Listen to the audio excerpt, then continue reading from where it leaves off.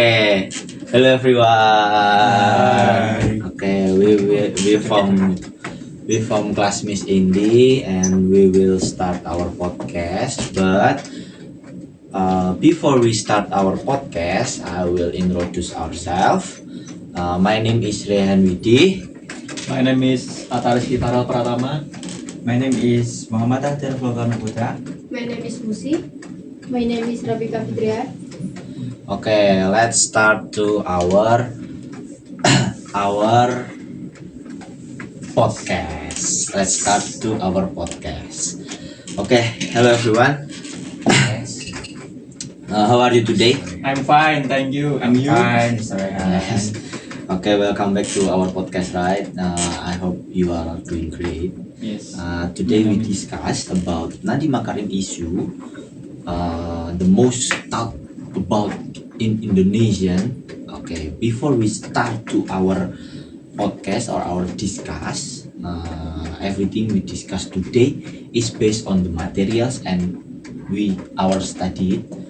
So let's start it.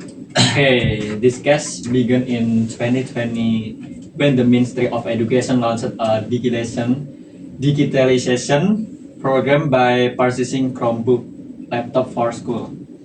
According to prosecutor, on May 6, 2020, Nadiem Makarim held an online meeting with several ministry officials to discuss the procurement plan. Okay, so why did the meeting become a controversial? The prosecutor argued that after the meeting, Okay. the laptop specifications were designed in a way that favored one particular product, the Chromebook. Okay. In government procurement, every supplier should have an equal opportunity. That's why fair competition is very important. Okay. So this issue is not talked about Chromebook itself. Exactly. The main issue is the procurement process, not the laptop brand. Okay. The prosecutor also stated that previous evaluation show Chromebook were less effective in some areas because they depended heavily on internet access. Okay. Can you guys to choose that one of the reason behind the allegation? Of course, according to the prosecutor, despite this evaluation, research the procurement process continued. Okay. Wait, during the trial, the prosecutor also presented facts that they believe indicate irregular in the Chromebook procurement process. Okay. Let's move to form opinions and contra. Well, let's make more perspective of point of view. Well, let's start it. Okay. Okay. In my opinion, any legal regulation of corruption should be investigation thoroughly, especially when it's involving a large amounts of public money. All right.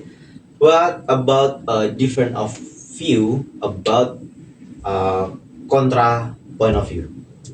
Okay, I think we should also respect the principle of the presumption of innocence.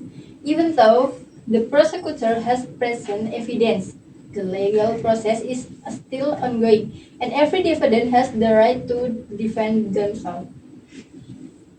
I agree.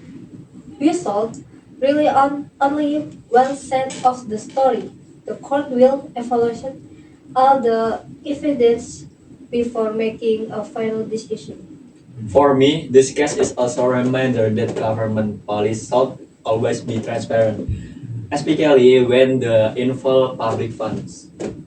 It's true, transparency helps prevent conflict of interest and abuse of authority. And I also think that people should be more careful when consuming information. We shouldn't believe everything we see on social media without checking reliable source. Exactly. It is important to follow the caster credible news sources and respect the legal process.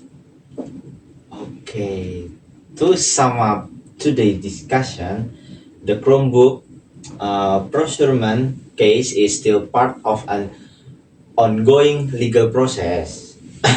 The fact we discussed today based on what the prosecutor present during the trial.